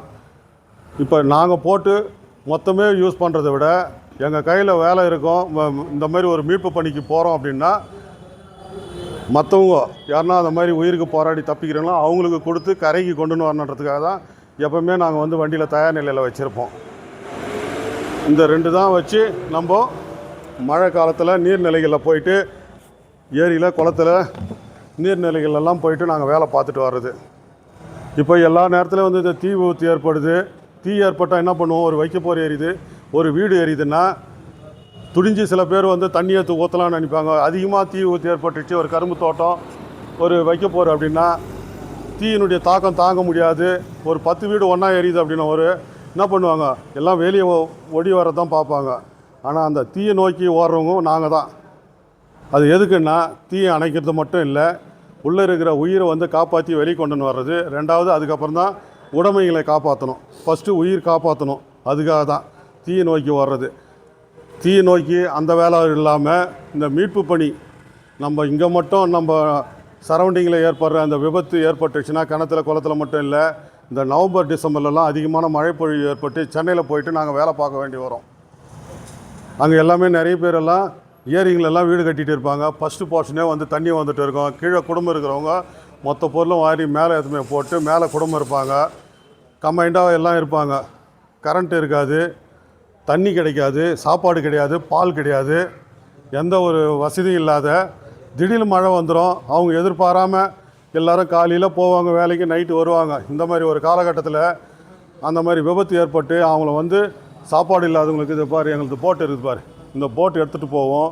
போட்டில் வந்து அரசாங்கமும் தன்னார்வ தொண்டு நிறுவனம் ஏற்பாடு பண்ணியிருக்கிற சாப்பாடு கொடுக்குறாங்க. இப்போ எல்லாம் பேக்கிங் பண்ணுற சாப்பாடு கொடுப்பாங்க. அது இல்லாத வந்து ப்ரெட்டு, பிஸ்கெட்டு, பால், வாட்டர் பாட்டிலு எல்லாமே இதில் சேர்த்து எடுத்து போயிட்டு அவங்களுக்கு வந்து சப்ளை பண்ணுவோம். எவ்வளோ மார்பளவு தண்ணியில் நின்றுட்டு இல்லை போட்டில் வந்து அதை கயிறு பிடிச்சிருக்கிறாங்க பாரு, கயிறில் பிடிச்சிட்டு இருப்பாங்க, ஒவ்வொரு பக்கம் ஒவ்வொரு ஆள் கயிறு பிடிச்சிட்டு இருப்பாங்க. மேலே இருக்கிறவங்க பக்கத்தில் அங்கே தண்ணி போவோம். சில நேரத்தில் மோட்ரு போட்டு போக வேண்டியது இருக்கும். சில நேரத்தில் அந்த துடுப்பு போட்டு கிட்ட போய் நின்னோம்னா 4வது மாடியிலேருந்து கயிறு கட்டி பையை இறக்குவாங்க. கத்துவாங்க மேலேருந்து, சார் 3 நாள் ஆச்சு சார், சாப்பாடு கிடைக்கல சார், ப்ரெட்டு கிடைக்கல சார், குழந்தை வந்து சார் மதர் ஃபீடிங் குடிக்குது சார், அதுக்கு பால் பத்தலை சார், 2 பாக்கெட்டு இன்னும் எக்ஸ்ட்ரா போட்டு அனுப்புங்க சார். அந்த நேரத்தில் நமக்கே கொடுமையாக இருக்கும். நம்ம வெளியில் இருந்தோம்னா அழுதே போடுவோம். அந்த மாதிரி இருக்கும் அவங்க பேசுகிறதெல்லாம் பார்த்தா. குழந்தைங்க என்ன பண்ணும், பெரியவங்களாம் கூட ஏதோ ஒரு கிடைக்கிறத கூட எதனா சாப்பிட்ருவாங்க. குழந்தைங்களுக்கு வந்து எப்படி அதுக்கு பால் தான் குடிக்கணும்.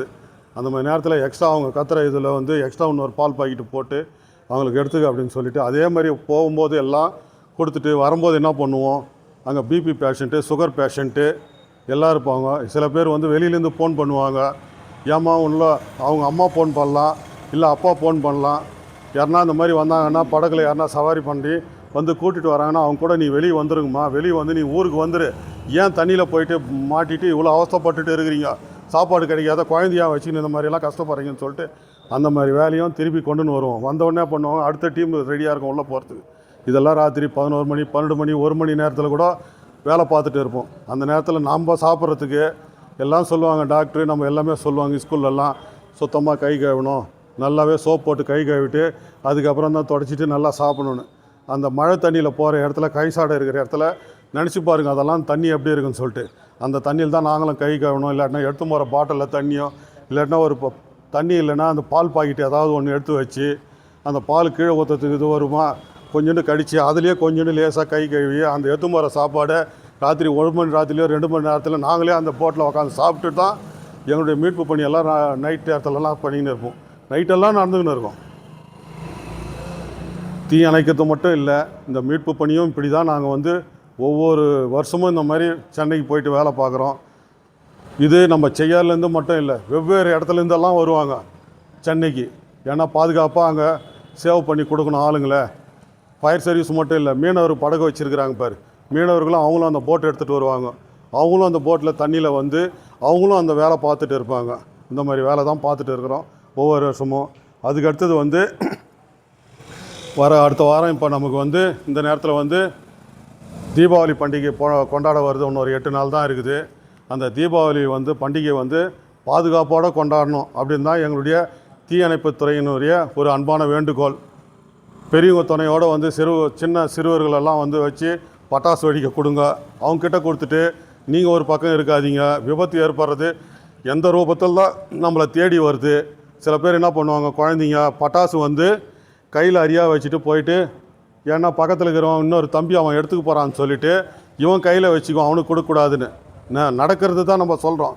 இவன் போயிட்டு பட்டாசு ஒன்று கொளுத்திட்டு வரும்போது என்ன பண்ணுவான், கையில் வச்சிருன்னு அவன் அது நல்லா வெடிக்குதான்னு பார்த்துக்கினே இருப்பான். நல்லா வெடிச்சிச்சுன்னா சந்தோஷத்தில் என்ன பண்ணுவான், அதனுடைய பொறி வந்து கையில் வச்சுக்கிற இது மேலே ஒரு பேப்பர் பட்டு அந்த நெருப்பு இது மேலே பட்டுச்சுன்னா கையில் இருக்கிற பட்டாசு வெடிக்கும். கையில் இருக்கிற பட்டாசு வரும்போது இந்த இடத்துல 4 பேர் கும்பலாக இருப்பாங்க. கும்பலாக இருக்கிற நேரத்தில் என்ன பண்ணுவாங்க, இவன் தூக்கி போட்டு மேலே யாருன்னா மேலே போட்டுடலாமா, இல்லை தூக்கி நம்ம தள்ளி எடுத்துமே போடலாம். அந்த கொஞ்ச நேரத்தில் வந்து அவன் யோசனை பண்ணுறதுக்குள்ள கையில் பட்டாசு வச்சு கை விபத்து ஏற்பட்டு கையெல்லாம் காயம் ஏற்பட்டு இது இல்லாமல் வெடித்து சேதறதுக்கெல்லாம் நிறைய வாய்ப்பு இருக்குது. அதெல்லாம் தவிர்க்கிறதுக்கு நீங்கள் உங்களுடைய வீட்டில் எல்லாருமே அது பாதுகாப்பாக இருங்க. அதுக்கு அடுத்தது பாக்கெட்டில் பட்டாசு போட்டு வெடிக்கிறதுக்கு போவாங்க. நான் பாதுகாப்பாக என் பாக்கெட்டில் ஒரு 10 பட்டாசு போட்டுக்கிறேன், நான் எடுத்து வெடிக்கிறேன் அப்படின்னு சொல்லிட்டு. அந்த மாதிரி நேரத்தில் நம்ம நெருப்பு வச்சுட்டு வந்து அது வெடிக்குதான்னு பார்த்துக்கிட்டே இருப்போம். வெடிச்ச உடனே இவன் திரும்பி இன்னொரு பாக்கெட்டு பட்டாசு எடுக்கலான்ற நேரத்தில் என்ன ஆகும், அந்த நெருப்பு பொறிங்க பட்ட உடனே என்ன ஆகும், இங்கே வெடிக்க ஆரம்பிக்கும். வெடிச்ச உடனே இவன் சட்டு கைட்டி எடுத்து போடுவானா, அந்த பாக்கெட்டில் இருக்கிற பட்டாசு எடுத்து போடுவானா. இந்த இடத்துல இருக்கிற ஆர்ட்டு எந்த அளவுக்கு அந்த விபத்து ஏற்படணும்னு கொஞ்சம் நினச்சி பாருங்கள். இந்த மாதிரி நிறைய நடக்குது. நாங்களும் போயிட்டு அட்டன் பண்ணுறோம். மருத்துவமனையில் நீங்கள் அன்றைக்கின்னா பார்த்தீங்கன்னு வச்சுக்க, இந்த தீபாவளி ஈவினிங் பார்த்தீங்கன்னா எத்தனை பேர் பேஷண்ட் வருவாங்க, இதெல்லாம் கணக்கு எடுக்கணும். ஹாஸ்பிட்டலில் எத்தனை பேர் வந்தாங்க, காயம் எத்தனை பேர், உள்காயம் எத்தனை, வெளிக்காயம் எத்தனை, அட்மிட் பண்ணவங்க எத்தனை பேர், ப்ரைவேட் ஹாஸ்பிட்டலில் எத்தனை பேர். 1 மணி நேரத்துக்கு ஒரு தடவை நாங்கள் போயிட்டு ஃபோன் பண்ணி கணக்கு எடுக்கணும். எத்தனை பேர் வந்து இன்றைக்கி அட்மிட் ஆகிக்கிறாங்க. இந்த விபத்தெல்லாம் தவிர்க்கிறதுக்கு வந்து பாதுகாப்பாக பட்டாசு வெடிங்க. பக்கெட்டில் தண்ணி ஏற்று போய் வச்சுட்டு பக்கத்தில் பட்டாசு கொளுத்துங்க. அதுக்கு அடுத்தது வந்து நீண்ட ஊதுவத்தி கொளுத்தி பசங்கிட்ட கொடுத்து பட்டாசு வெடிங்க, பாதுகாப்பானது. அதுக்கு அடுத்தது வந்து காலில் செப்பலோ ஒரு ஷூவோ போட்டுக்கிட்டோம். நீங்கள் வந்து ஒரு வெடிக்காத பட்டாசோ இல்லை பூந்தொட்டி ஏதாவது வந்து எரிஞ்சிட்டு நீங்கள் அடுத்த பூந்தொட்டி வைக்கிறதுக்கு போகும்போது அது மேலே மெரிச்சிங்களா சூடு ஏறிச்சுன்னா சூடு காயம் ஏற்படுறதுக்கு புண்ணு கொப்பளம் ஏற்படுறதுக்கு வாய்ப்பு இருக்குது காலில். அதுக்கு அடுத்தது வந்து சங்கு சக்கரம் அதேமாதிரி காலில் மெரிச்சிரின்னு வச்சுக்கோங்க சுற்றிட்டு காலில் புண்ணு ஏறதுக்கு வாய்ப்பு இருக்குது. அதுக்கு அடுத்தது மத்தாப்பு கொளுத்திட்டு அப்படி போட்டு அடுத்த மத்தாப்பு நம்ம கொளுத்துன்னு தான் பார்ப்போம். ஏன்னா ஒரு சந்தோஷத்தில் தான் அதெல்லாம் வேணும்னே யாரும் செய்யறது கிடையாது. சந்தோஷத்தில் வந்து அந்த சந்தோஷம் வந்து தொடர்ந்து இருக்கணுன்றதுனால தான் இந்த அவேர்னஸ் ப்ரோக்ராமே. மத்தாப்பு கொளுத்தி முடித்தோடனே பக்கெட்டில் தண்ணியில் போட்டுற சொல்லுங்கள். அந்த பூந்தொட்டியோ இல்லை சங்கு சக்கரமோ காலில் படக்கூடாது அப்படின்றதுக்காக தான். காலில் செப்பல் போட்டோம்னா எந்த பாதிப்பும் ஏற்படாது. அதுக்காக தான் இந்த எங்களுடைய ஃபயர் சர்வீஸுடைய இந்த அன்பான வேண்டுகோள். இது வரைக்கும் இதை கேட்டுட்டு இருந்தீங்க. இதனுடைய இதெல்லாம் கொஞ்சம் அப்படியே நீங்கள் பார்வையிட்டிங்கன்னா என்னன்றது நான் அப்படியே கொஞ்சம் விலைக்கு சொல்கிறேன்.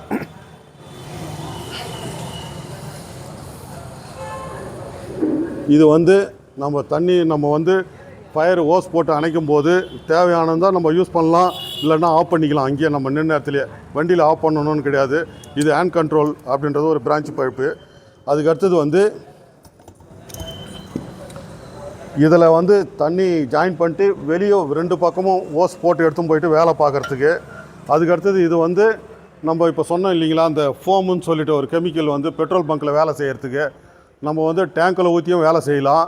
டேங்கில் ஊற்றி வேலை செய்யலை, நம்ம ஓஸ் போட்டு தண்ணி போய்கினே இருக்குது அணைக்கணும் அப்படின்னா உடனே என்ன பண்ணணும், அந்த மேல் மூடிக்குது பாரு அந்த ப்ளூ கலர் கெமிக்கல் அதில் தண்ணி போய்கினே இருக்கும்போது இது அதில் போட்டோம்னா அந்த வேகத்தில் என்ன ஆகும், அதில் இருக்கிற கெமிக்கல் வந்து இது தானாகவே இழுத்துரும். அதுக்கு தான் வந்து இந்த கண்ட்ரோல் வச்சுருக்குறாங்க. சேர்ந்து அது இழுத்துச்சுன்னா ஃபுல்லாகவே அந்த கெமிக்கலோட சேர்ந்து வரும். அதுக்காக தான் இந்த இது. அதுக்கப்புறம் இந்த வைக்க போருக்கு என்ன வேலை செய்கிறது, அதுக்கப்புறம் நீங்கள் ஒரு வீடு பற்றிச்சுன்னா ஒரு கரும்பு தோட்டம் ஏற்பட்டுச்சுன்னா எந்த அளவுக்கு நம்ம அந்த இந்த மாடலில் வந்து நாங்கள் போயிட்டு வேலை பார்க்கும்போது வைக்க போகிறா அதுக்கு இந்த இது யூஸ் பண்ணு, இல்லை வீடா அதுக்கு இதை யூஸ் பண்ணு, இல்லை ஒரு கம்பெனி யூஸ் பண்ணணுமா அந்த இடத்துக்கு யூஸ் பண்ணு அப்படின்னு சொல்லிட்டு. அதுக்கு அடுத்தது வந்து இது ஒரு டைப்பு பிரான்ச் பைப்பு வந்துருக்குது. இது எப்படின்னா இங்கேருந்து அடித்தோம்னா அந்த ரோட்டு வரைக்கும் போவோம். அதுக்கடுத்தது வந்து திருப்பி இப்படி பிடிச்சோம்னா இந்த இடத்துலையே ஃபுல்லாக பரவி அடிக்கும். இந்த பரவி அடிக்கிறதுக்கு எப்படின்னா நம்ம அங்கே இந்த இடத்துல வேலை செய்கிறதுக்கு போகிறதுக்கு முன்னே நமக்கு வந்து இந்த இடத்துலையே எரிஞ்சிக்கின்னு இருக்கும்.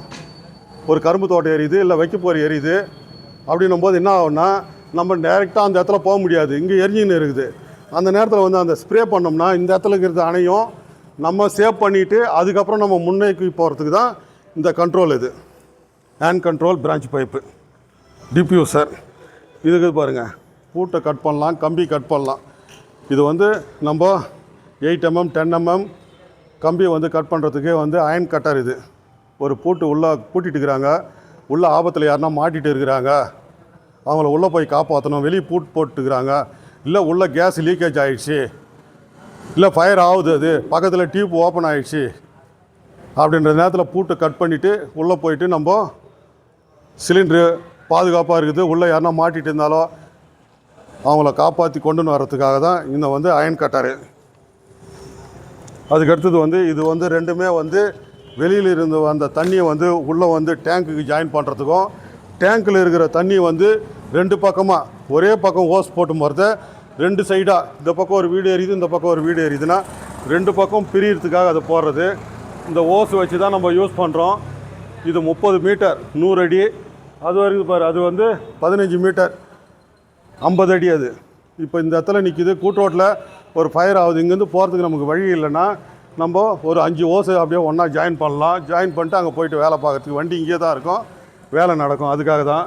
அதுக்கு ஸ்ட்ரக்சரு இப்போ அவர் தூக்கின்னு வந்தார் இல்லையா மேலே தொழில் புகை சூழ்ந்த இடத்துல, அந்த மாதிரி இடத்துல வந்து இதில் போட்டு படுக்க வச்சு அவரை வெளியில் கூட்டுன்னு வரத்துக்கு, மேலேருந்து தூக்கின்னு வரத்துக்கு ஸ்ட்ரக்சரில் எடுத்துன்னு வரலாம். அதுக்கு அடுத்தது வந்து ஆள் வந்து கணத்தில் விழுந்துட்டாலோ மாடு விழுந்துட்டாலோ உள்ளேருந்து கணத்துலேருந்து மேலே தூக்கின்னு வர்றதுக்கு அதுக்காக கயிறு. இந்த மணிலா கயிறு வந்து 130 அடி, இது வந்து நைலான் ரோப் வந்து 120 அடி நீளம்.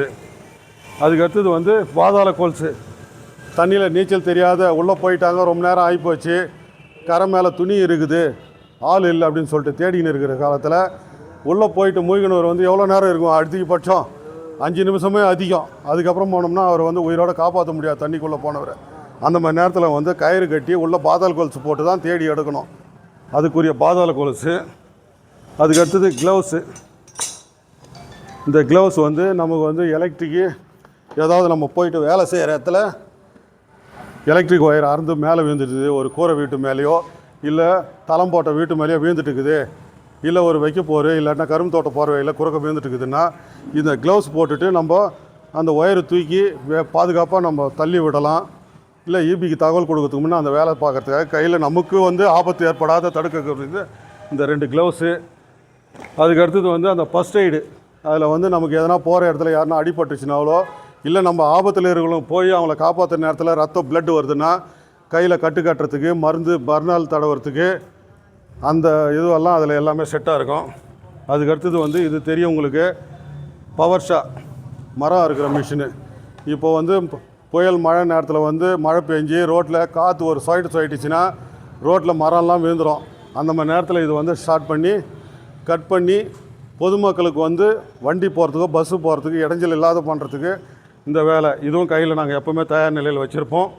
அதுக்கடுத்தது கெட்டப்பேரை இந்த இது கோடாரி ஆக்ஸு இதெல்லாம் வந்து தெரியும். கெட்டப்பேரெல்லாம் வந்து நம்ம போகிற வண்டியே வந்து ஏதாவது வந்து பள்ளத்தில் இறங்கிடுச்சுன்னா அதுக்கு மண்ணெல்லாம் ரிமூவ் பண்ணி வெளியே எடுக்கிறதுக்கும். அதுக்கடுத்தது வந்து இது வந்து ஸ்னேக் கேச்சருன்னு சொல்லிட்டு பாம்பு பிடிக்கிறதுக்கு அவ்வளோ தொலைவு இருக்குது அப்படின்னா கூட நம்ம போட்டு அதை வந்து அப்படியே பிடிச்சி எடுத்துடலாம் அப்படின்றதுக்காக தான் இந்த ஸ்னேக் கேச்சரு. இப்போ இதை பிடிக்கிறோம் அப்படின்னா இப்படி பிடிச்சிட்டோம்னா அது எவ்வளோ பெரிய பாம்பாக இருந்தாலும் அப்படியே பிடிச்சிட்டு அப்படியே நிறுத்தலாம். அதுக்கடுத்தது வந்து இந்த மாதிரி பையில் தூக்கி அதில் போட்டுடலாம். போட்ட பிறகு இந்த பக்கம் 2 டேப் இருக்குது பாரு, போட்டு கட்டிட்டு பாதுகாப்பாக எடுத்து போய் வெளியில் காட்டில் விட்டுடலாம். அதுக்கடுத்தது இந்த உடை இருக்குது பாருங்கள், அதை வந்து இப்போ நம்ம போயிட்டு இந்த வேலை பார்த்தோன்னே இந்த உடையை விட அது கொஞ்சம் தீ வந்து ஒரு 10 நிமிஷம் அந்த தீயில் போயிட்டு வேலை பார்க்குறதுக்கு ஒரு உடை. அது பிபி ஷூட்டுன்னு சொல்லிட்டு சொல்லுவாங்க, அது பர்சனல் ப்ரொடக்டிவ் யூஸு. அதுக்கப்புறம் அதுக்கு காலில் போட்டுக்கிறதுக்கு, நெருப்பு பட்டாலும் கொஞ்சம் தீ தாங்கிறதுக்கு அது ஹெல்மெட்டு. அதுக்கடுத்தது வந்து கிணத்துல ஏரியில் வேலை பார்க்குறதுக்கு அந்த மாதிரி இடத்துல வந்து நீர்நிலைகளை யூஸ் பண்ணுறது. அதுக்கடுத்தது மோட்ரு, அந்த ரப்பர் படகு இருக்குது பாருங்கள், அந்த ரப்பர் படகு வந்து துடுப்புலையும் யூஸ் பண்ணலாம், அந்த மோட்ரு வச்சும் யூஸ் பண்ணலாம் இந்த வேலை. அதுக்கடுத்தது இந்த இது பார்த்தீங்க மூச்சு கருவி இதோ இருக்குது பாருங்கள். அந்த சிலிண்ட்ரு வந்து ஏற்கனவே சொல்லணும் பாருங்கள், அந்த சிலிண்ட்ரு இது பவுட்ரு வந்து வெளியே வந்து இது அது வந்து 1.5 நிமிஷத்தில் வேலை பார்க்கும். இது ஒரு 10 நிமிஷம் வேலை பார்க்கும். 25 கிலோ பவுட்ரு. இதை வந்து ட்ராலி மாரி அப்படியே தள்ளிட்டு போயிட்டு வேலை பார்க்குறதுக்கு இந்த இது கருவியெல்லாம் எப்போவுமே தயார் நிலையில் நம்ம வச்சுட்டு இருப்போம். அதுக்கடுத்தது இது இருக்குது பாருங்கள், எலக்ட்ரிக் ஃபயர் ஆகிப்போச்சு, தீ விபத்து ஏற்பட்டுச்சு அப்படின்னா இந்த கேஸ் தான் யூஸ் பண்ணிவிட்டு அந்த வேலை பார்க்கணும். கொஞ்சம் பண்ணுங்க. இது வந்து ஒரு கேஸ் தான், CO2. CO2க்கு வந்து எதுக்குன்னா ஆக்சிஜன் கிடைக்காத, அது இப்போ சொன்னேன் இல்லைங்களா, எரிபொருள் வெப்பம் காற்று, அந்த காற்றுக்கு வந்து ஆப்போசிட் ஆக்சிஜனை வந்து அழிக்கக்கூடிய வல்லமை வந்து CO2க்கு உண்டு. அந்த ஆக்சிஜனை வந்து அதுக்கு கிடைக்காத வெளிக்காற்று கிடைக்காத பண்ணுறது ஒன்றுடைய CO2 வேலை. இப்போ எலக்ட்ரிக் ஃபயர் ஆகுது, HD லைன்லேயே போயிட்டு டைரெக்டாக எரிஞ்சிங்குதுன்னா டைரெக்டாக இதை ஆன் பண்ணிவிட்டு அதை பிடிச்ச உடனே என்ன ஆகும், இந்த கேஸ் போய் அடித்த உடனே CO2 எரியிறது வந்து அணைஞ்சிடும். அந்த அளவுக்கு ஒரு வல்லமை வாய்ந்த இது எலக்ட்ரிக் ஃபயருக்கு. இதுதான் மிக உன்னதமானது. எலக்ட்ரிக் ஃபயரும் மட்டும் இல்லை, கம்ப்யூட்டர் சாதனம்லாம் வச்சு வேலை பார்க்குறாங்க பார், அந்த இடத்துல இதுதான் சிறப்பான இது. நீங்கள் அதை வச்சும் யூஸ் பண்ணலாம். அது வந்து பவுட்ரு வெளியே வரும், கீபோர்டு சிஸ்டம் எல்லாமே வந்து பவுட்ராக படிஞ்சிச்சின்னா டேமேஜ் ஆகிறதுக்கு வாய்ப்பு உண்டு. ஆனால் இது வந்து யூஸ் பண்ணோம்னா ஃபயர் ஆனது கூட அணைஞ்சிடும். அதுக்கடுத்தது நீங்கள் வேலை பார்க்கலாம். இது வந்து விலை அதிகம், அது வந்து விலை கம்மி. இது ஒன்று வாங்கிறது வந்து அதை 3 வாங்கிடுவாங்க. அதனால் அதை தான் நிறைய வாங்கி வச்சுருப்பாங்க. நிறைய இடத்துல பார்க்குறது அந்த மாதிரி தான் இருக்குமே தவிர இது வந்து வாங்கிறது முடியாது. ஏன்னா இதே 8,000 ரூபாய்க்கு ஆகிடும், 8-9,000. இந்த 9,000க்கு வந்து 3 வாங்கிடுவாங்க, 4 வாங்கிடுவாங்க அதை. ஏன்னா இப்போ நாங்கள் போகிற இடத்துலலாம் வந்து கம்பெனிங்கள்லாம் சொல்கிறது வந்து இதை தான் ரெக்கமெண்ட் பண்ணிட்டு வரும். எலக்ட்ரிக் ஃபயர் ஆகிறதுக்கு வந்து அங்கே உள்ள ஒர்க்கரெல்லாம் வேலை பார்க்குறாங்க, அவங்களுக்கு எந்த பாதிப்பு ஏற்படக்கூடாது, இதை தான் யூஸ் பண்ணணும்னு சொல்லிட்டு அவங்களுக்கு வந்து இதை தான் ரெக்கமெண்ட் பண்ணி சொல்லிட்டு வரோம். அதுக்கடுத்தது அப்படியே நீங்கள் கும்பலாக வந்தீங்கன்னா அந்த பட்டாசு ஒரு பாதுகாப்பாக எப்படி வெடிக்கிறதுன்னு சொல்லிட்டு பட்டாசெல்லாம் வாங்கிட்டு வந்து வச்சுருக்குறாங்க. அப்படியே கொஞ்சம் எழுந்து வந்தீங்கன்னா நல்லாயிருக்கும். அப்படியே வந்துட்டிங்கன்னா இந்தப்பா எத்தும்பா அது வெடிங்க அது அப்படின்னு